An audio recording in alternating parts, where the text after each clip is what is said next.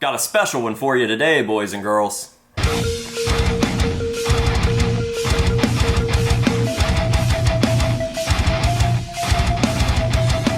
What is going on, ladies and gentlemen? AJ Good here at the House of Masks, where we unbox and review cool stuff almost every single day. And why did I just say that intro so slow? I feel like my mouth just isn't working today. That's what she said.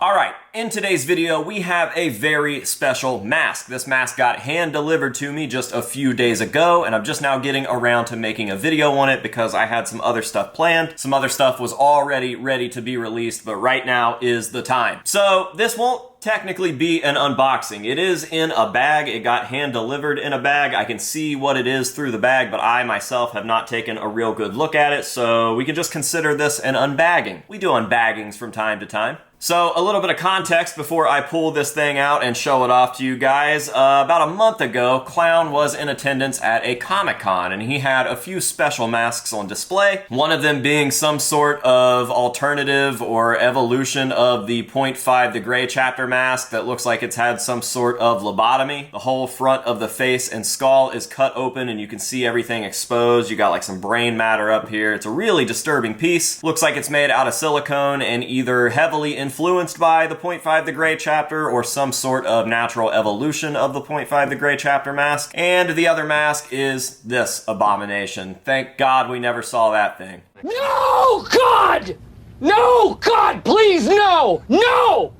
No! No! What on fucking earth? Anyways, those were not the only two masks in attendance, because as you can see in the background of Clown's little booth, he has these crazy masks hung up on the wall, and there are dozens of them. However, no one ever really talked about these. I saw them get posted in a couple of groups, but I don't know anybody that owns one, and I never really saw any more than just a couple of fan pictures with Clown at the Comic-Con where the fans are holding their masks with Clown. But in today's video, I actually was able to obtain one of those masks. So I am going to pull this thing out of the bag.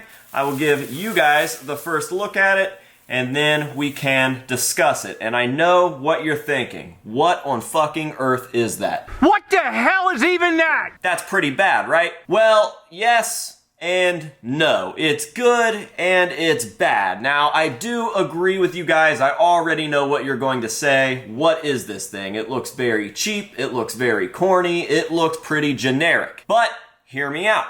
Aside from the fact that almost no one has one of these things, again, I'm the first collector that I know to have one, and I could be wrong, I could have missed a post or something like that, but I haven't seen anybody in our little hobby post that they have one of these things. They were only available at that event, and I don't personally know anybody aside from the guy that gave me mine that was at the event. So yes, they are rare, and that's pretty cool, but there is something cool about the aesthetic of this mask. It's not really the paint job, it's not really the sculpt, but I want you guys to pay close attention to the eyes.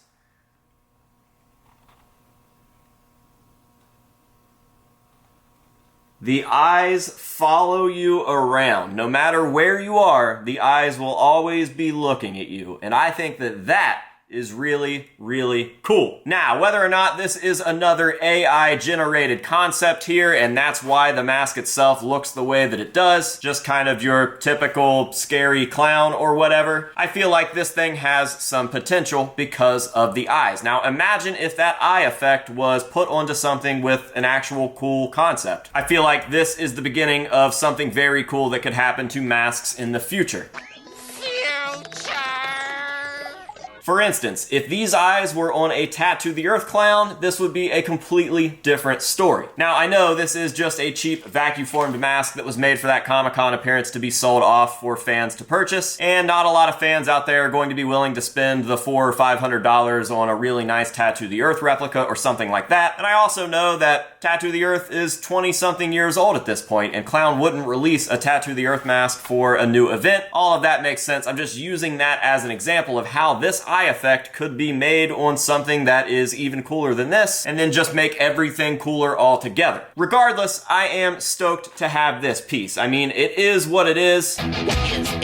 It is a strange, generic, kind of corny clown concept, but I really, really like the fact that those eyes are set up the way that they are. I actually didn't realize until I saw this thing in person that these eyes were cut out, so you can see through them. For whatever reason, I thought that these were just display masks that had like resin epoxy eyes that weren't see-through, and that's how that effect came to be. Now I'm even more confused as to how that eye thing works, but I guess it's all done with the sculpt there, and that's pretty freaking cool. So aside from the eye thing, it is also a very rare collector's item at this point, only being made available in a certain amount. I don't even know what that amount is, but I know it's not a lot, and only being made available to people who attended or were able to have someone attend that Comic-Con last month and pick one of these things up for them. I don't even know what these sold for. Again, this was gifted to me by a friend of mine that attended that event, and it definitely is going to have a happy home here at the House of Masks. This is a very special piece. So I just wanted to briefly touch on this thing. I wanted to give a big shout out to the guy who gave it to me, and I'd like to give a big shout out to the artist that created this. I know Joshua Everett's had a big hand in making this. I don't know if Paul Vick had anything to do with this, but if he did, then congrats, Paul. That's awesome. You guys are absolutely rocking it out. Now, with all that being said, I think we're gonna go ahead and close this one down. Again, just a quick video on this piece to say thanks and show it off a little bit, and maybe show you guys something cool that you didn't know about. Now, as always, I am going to end this video the same way that we end all of the other unboxings or unbaggings and reviews, and that is with some nice up-close shots of this piece to let you guys see all of the beautiful, beautiful detail. I'm sure that that's going to be cool with the moving eye effect, the fact that I'm like floating around the mask itself and the eyes are following me, so that's going to be pretty sweet. And then we will go ahead and find a place for it here in the collection and show it off there as well, and that'll be that. So,